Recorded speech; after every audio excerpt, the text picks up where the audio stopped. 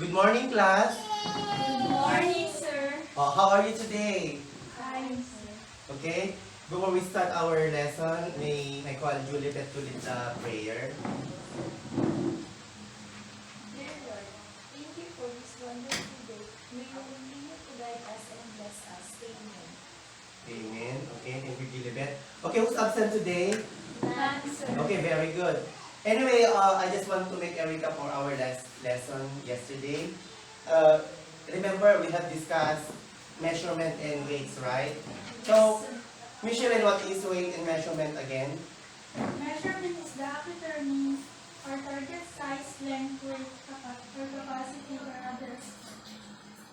How about weight? Sir. Yes. Weight. Capacity or other aspect in weight is an unit or system of unit used for expressing how much a quality or matter weighs. Yes, very good because you still remember. Okay, for today's lesson, I have here different tools and equipment, right? Have you seen? Yes. So, as I pick item, you will say the name, okay? Yes. Okay. Our first item is the following. What you call this? Knife. Knife, very good. And we have different kind of, but this is serrated knife. This is chef's knife. And so on. How about this? What do you want this? Chopping board. Very good. How about this? Wireless. Yes, wire waste. Very good. Remember the names, okay? Because later we will be using it using the following in our next activity. How about this? Bowl. Mixing bowl. Mixing bowl. This one? Bowl. Yes, this is tongue. And this one, the following.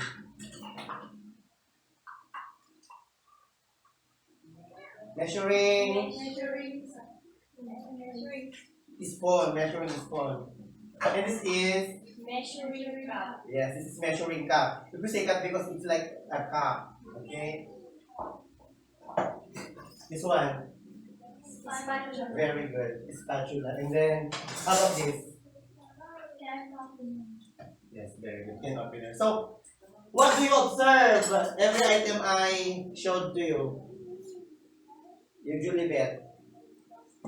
Sir, they have different use. Yes, very good. Every item have different use. Like for example, knife for cutting, chopping board for chopping tasks, wire is for mixing, and so on. Any idea, Micheline, what you observe about the items I've shown? Sir, someone has a defect and not working. Yes, some are not well clean. Okay, very good. Because with that idea you have said, that will focus our discussion for today. But before that, we need to know first the specification of different tools. Okay?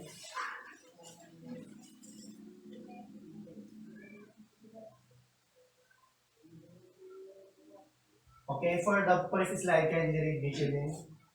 Knife shop. Quality knives are important in the kitchen. They cut better and are easier to work with than knives. Select knives that are light, comfortable, and balanced in use. It's necessary to have a few following measurements. Yes, knives are important to be sharp. Because in cutting fruits, vegetables, and meat, knife should be sharp. Because it's dry, you cannot cut well, okay? Yes, sir. So, sharp knife is very important and very essential in preparing any dish what we're going to cook. For the next slide, kindly read, Julie Beth. Paring knife is helpful for peeling fruits and vegetables. For this one. A knife look like this is, we call it paring knife. Okay, so just for example, if you're going to peel a fruit, I'm gonna use this kind of knife. It's not easy to peel the fruit. So it should be a specific knife in the peeling fruits and other jobs. The next kind of knife is the serrated knife is ideal for cutting bread. So have you seen a knife using for slicing bread? Look like this. Serrated because there is a sharp edges and it's very fit in cutting breads. Remember, serrated knife is ideal for cutting bread. Okay, for the next slide, chef knife is useful for cutting and chopping jobs. So if you see chef knife, it was a set of knife because every chef has its own set of knife because they prepare a lot of food or a lot of menus and recipes. And for example, they're going to cut beautiful designs in garnishing dishes. They use different knives so that they can get that design. Okay? Yes. Okay, can you read the next slide, Lizette? Cutting boards. Always keep your countertops clean and scratch free. It is important to have separate cutting boards for meat and vegetable to prevent germs and cross-contamination. Cutting boards are made of many different materials from wood to plastic. Yes. Why we need to keep our countertops clean? It's because in order to prevent cross-contamination. For example, if you use a chopping board for cutting meat, don't use again this one for cutting vegetable because it cross contaminate the food. Or else, if you use this for cutting spices like onion and garlic and so forth, and then you're gonna use for cutting fruits. So the smell of the spices gonna go with the fruits. So it's not good that you're gonna use one chopping boards in preparing all the foods. Okay. Yes, sir. Always remember one chopping board in every uh in every thing you prepare. Especially there's chopping board for meat, there's chopping board for vegetable, and there's chopping board for spices. Okay. Yes. Next. Okay. Michelin, can you read? Measure cup measuring spoon. In a necessity in the kitchen of various sizes which come in glass, metal, or plastic. An Indian measuring cup is easy to read when measuring liquids. Measuring spoon are also important for determining the correct amount of dry or wet ingredients. Yes, thank you for reading. It says that it is important for determining the correct amount of dry or wet ingredients. Why? Because, for example, if you follow a recipe and it says you need 1 cup, you need to use a measuring cup, or if you say 1 3/4 cup or 1/2 cup, you should use a specific measuring item, tools like cups and spoons, because if you cannot use the specific measuring equipment, you cannot perfect the menu or the recipe. Like for example, you're gonna say 1 cup of sugar and you don't have measuring cup. You're gonna put 2 cup sugar. So what happened to your recipe? You cannot make it perfect, right? So that's why they are very important in measuring dry and wet ingredients or liquid ingredients. Another one. Michelin Tangerine. Spoon is long handled wooden or plastic spoons are necessary for mixing and stirring. Other useful spoons are slotted spoons for draining, ladle for serving soup and gravies, and pasta spoon for eating pasta is fine. These are useful tools for mixing sauce, pancake, butter, and making egg whites. An electric hand mixer is important for mixing eggs and whipping potatoes. Yes. Without the presence of this electric mixer, actually this one, mixing for butter and whipping cream or egg whites, you're gonna use this wire whisk manually because you cannot beat eggs nicely or smoothly without using whisk. Okay, or just like melting butter or whipping creams, you cannot use stick. No, you cannot use that, or fork. No, it's not good. You should have wire whisk. Okay, next slide.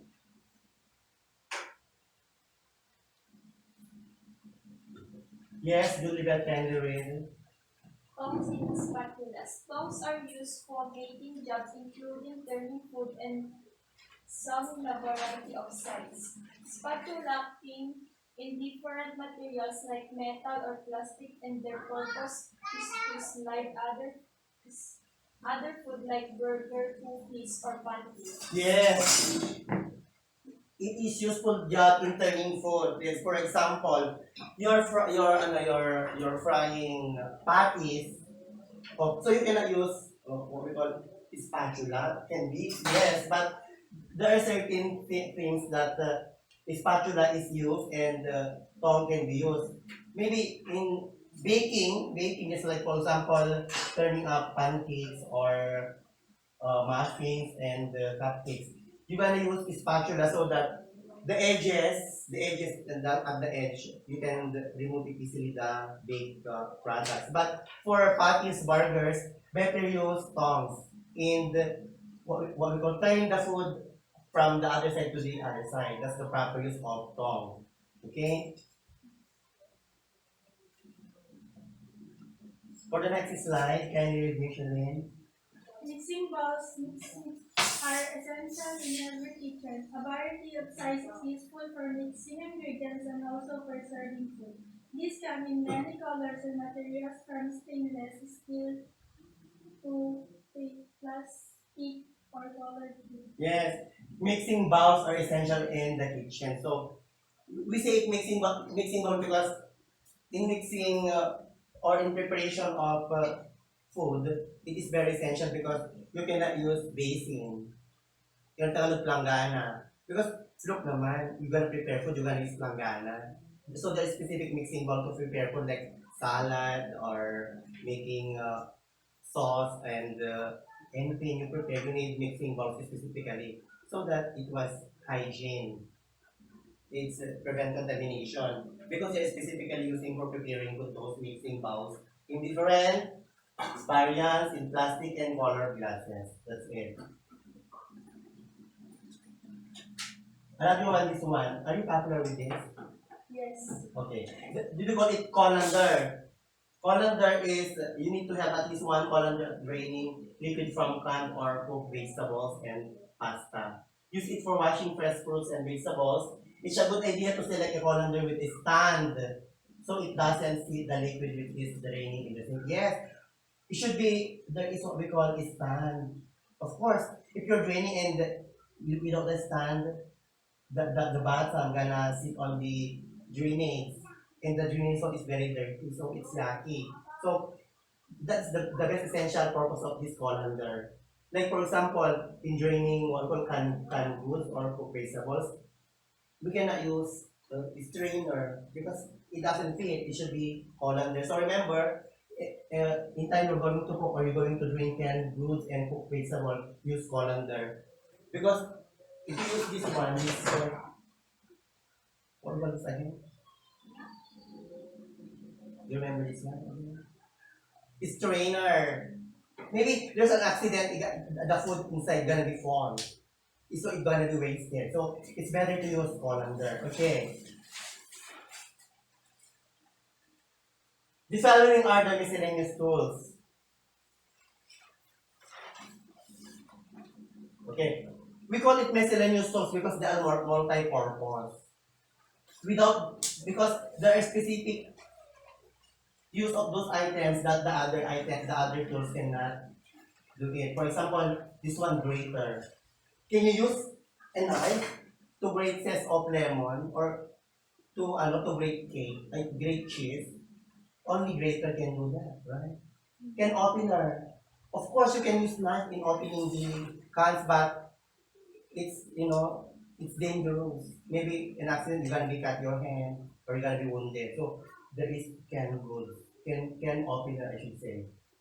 How about kitchen timer? It's also very essential because, for example, in baking, there are a specific time so that the food is ready to be an oven or to remove on the oven. So the timer is very essential. Also in the cooking some soups, they are very essential because without the proper time, the food is not well cooked and it's not taste good. Okay?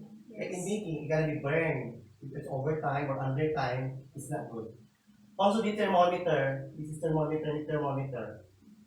This is to check it. Like for example, in cooking frozen meat, sometimes because of rust, we're gonna preheat the meat, maybe cook last night, and without the thermometer, we cannot check if it's already in the boiling point. But today's thermometer, you are sure that the food, the meat is already being cooked in a proper time. Okay, that's all. Okay. This one, qualities of service. Can you read the Michelin? Good quality of service. Modern equipment has built-in controls, thermometers, and timing and regulation of devices. A breakdown of this device may affect the quality of the food being prepared and cause a slowdown in production and service. Mhm. Yes. Good quality of service. Remember, before equipment is not made as the prominent or as the in the state of the art right now. Before oven is only cooking is only in the way of charcoal or wood, but now oven can be made and be used through electricity, through chalets, chalets using oxygens. That's why good quality service can be achieved by the use of modern equipment. Like for example, if you're going to bake so that your quality of your baked products will be good, you should use electric oven, rough oven, convection oven, not oven. Because sometimes we're not talking about using oven. The traditional way of cooking bread is not taste good or the aroma is not good. It smells smoky. Okay?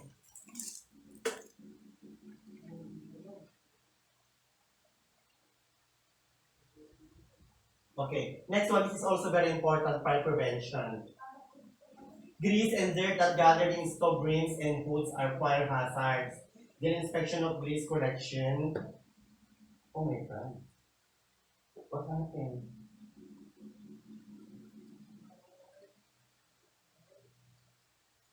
Oh no. What happened to the slide?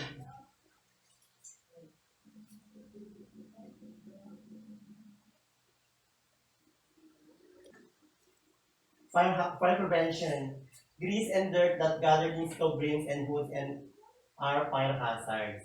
Remember, when you're cooking, maybe cooking rice or frying, there are steams coming out the frying pan oils going to the stove rims. And according to study, they are what we call fire producer.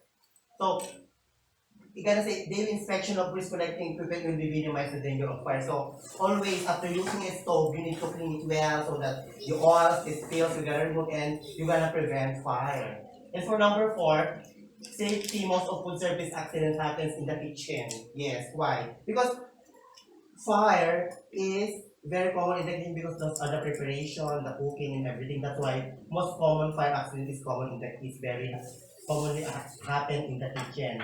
This is due to lack of knowledge and training of food workers in the use of tools and equipment. Yes, some other don't know how to use what we call oven. Like for example, the mechanical oven. Lighting the oven is very dangerous. Some others they press open the gas and then they gonna switch on and afterwards they gonna light up and it burns and it puts fire. That's why accident in fire is always common in the kitchen. So if you're in this week you're walking to a restaurant and you're gonna assign in the kitchen, be careful because that's the most dangerous part of the establishment of the kitchen area. Okay? Yes. Less of production. Expenses will be minimized if tools and equipment are good in condition. Yes. Of course, if tools and equipment are maintained, well cleaned, well stored, of course, you prevent buying anytime or and also you prevent them from destroying or damaging. That's why less of cost of production. Okay. Okay. Safety measures is in the use of tool and equipment. Number one, kindly read Gilbert. Startups, chopping and cutting blades in designated places label them. Yes. Or if we say store knives. So in storing knife, there's a cabinet, you should label because maybe if you're looking for something, you don't know that the inside of this drawer is a knife. You're gonna accidentally open and gonna it take something. So you're gonna be wondering. That's why label them. If you see, this is a draw for knife, select knives. For number 2, repair broken tools and equipment immediately. Why? Because, for example, I'm gonna using this one, this electric mixer, and it is not repaired. Look, there is connection. So, without the proper repair of this, what may happen to me? I'm gonna be suffering from electric shock, or maybe it can cause fire. Because electricity is a very, very, very dangerous. Number 3, check wiring of electrical equipment regularly. Report kitchen equipment that are not functioning. Yes. For example, in your house, you're gonna see that the ceiling is smelling. You smell leak of gases. You should to report to your mom. Mom, nana, yung gasol natin sinisingaw. That's it. That's why you gotta report immediately. Alam mo, sasabihin mo, ano na amoy ko kanina, kaya that's not good attitude. You should report immediately. Anything not functioning in your kitchen, maybe switch off light, or maybe the lights are blinking. You report it. Just your mom, your father, or anyone who knows to do wiring on the electric repairs. Number 4, handle fragile tools or those tools made of glass. If you're gonna say fragile, easily broken, madali siyang mabasag. Sabihin ko, handle fragile tools. Of course, for example, gonna say, would you mind, ano mo ito, tabi mo to, and it was a glass. Alam mo, hawakan mo lang siya ng very smooth. Talagang mababasag yan.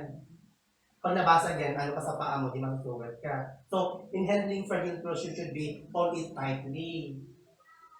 Number 5, store tools and equipment in a clean, dry place. Do not keep them wet. Why? Because, if you hide wet, for example, this one, if you're gonna hide this now wet, it's not dry. So, it's gonna be rust. Diba?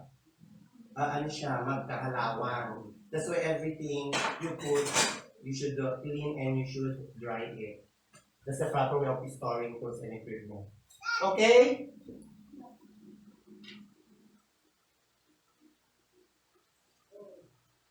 Okay, if you understand our lesson, try to answer the following. Bring out 1 sheet of paper.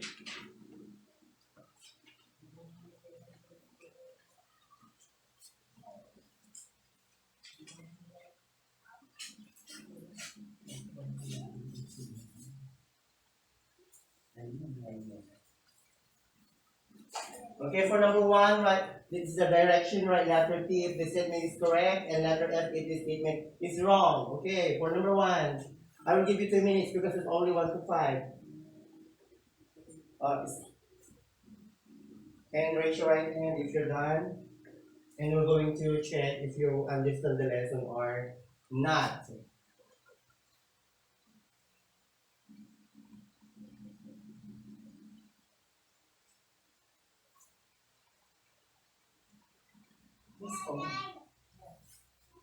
Okay, are you done? Yes, sir. Okay, for number 1, Michelin, read and answer. Have separate cutting board for meat and vegetable to avoid food contamination. Is that true or false? True. Yes, true. As I told you earlier, you should need separate or specific different cutting boards in preparing food. How about number 2, Julie Beth? All that learning is done is preferable to use so the fruits on which the bowl don't sit in the liquid. Serve true. Yes, very good. As I told you earlier that it is a good colander with its stand. Okay. Number 3, Michelin. Safety in the workplace is only the teacher's concern. False. Yes, false. It should be everybody's concern. How about number 4, Julie Beth? Foodborne disease is the result of poor sanitation in the use of foods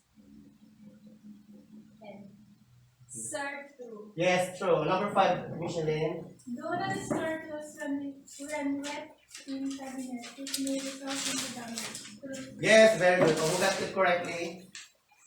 Very good. And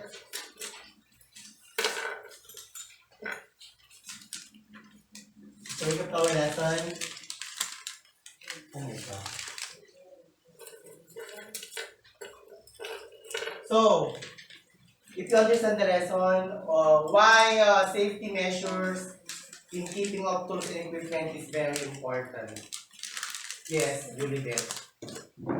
Sir, the importance of learning the specification of tools and equipments is that we can use to properly on its specific purpose. Yes. No. For, why is important that measures in keeping of tools and equipment is very important? Sir, because it helps them to stay longer and prevent any damage in the working place. Yes, very good. And what is the importance of a sharp knife? Yes, Julie Beth. Sir, it is easier to cut meat, fruits, and vegetables. Yes, very good because the sharp knife is very convenient to you. Okay? For the next activity. Okay. Direction.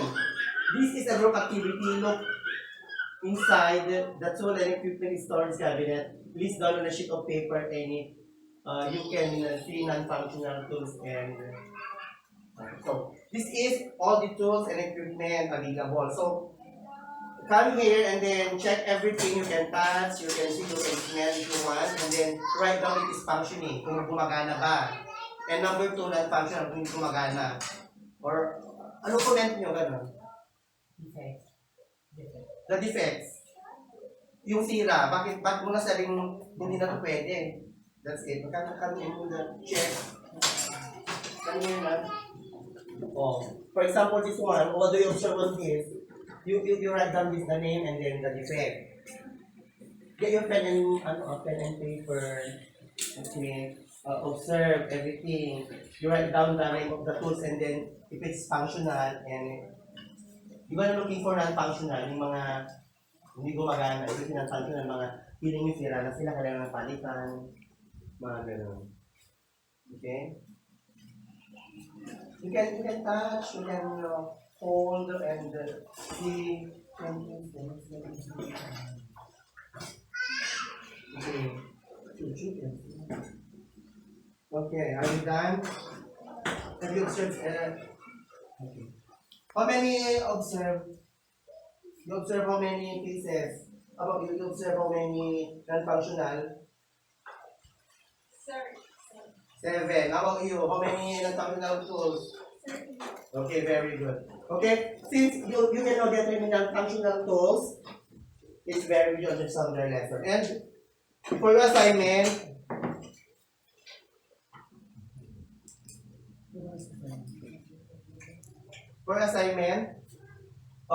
make an advanced reading on identify storing tools properly. And that is for today.